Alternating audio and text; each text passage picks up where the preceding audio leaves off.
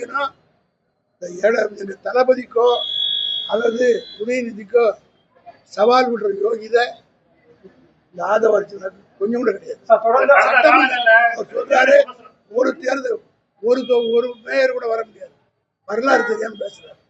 எம்ஜிஆரை விட பெரிய தலைவர் விஜயம் கிடையாது, மற்றவங்களும் கிடையாது. 84 எலெக்ஷன்ல நாங்க எதிர்கட்சியா கூட வரல, அங்கீகரிக்கப்பட்ட எதிர்கட்சியா கூட வரல. எம்ஜிஆர் இங்க தேர்தலுக்கே வராம அமெரிக்கால இருந்து ஜெயிச்சு ஆட்சியில் உட்கார்ந்தார் 84. 86 உள்ளாட்சி தேர்தல் வந்தது. 102 முனிசிபாலிட்டியில ஏறத்தாழ 90 முனிசிபாலிட்டி கூட்டணி ஜெயிச்சு, நான் உள்ளிட்ட ஜெயிச்சோம். தமிழ்நாடு பூரா உள்ளாட்சி தேர்தல் டைரக்ட் எலெக்ஷன், ஏறத்தாழ ஒரு சட்டமன்ற தேர்தல் தான். சேர்மனும் டைரக்ட், யூனியன் சேர்மனும் டைரக்ட் அந்த தேர்தலை வச்சாங்க.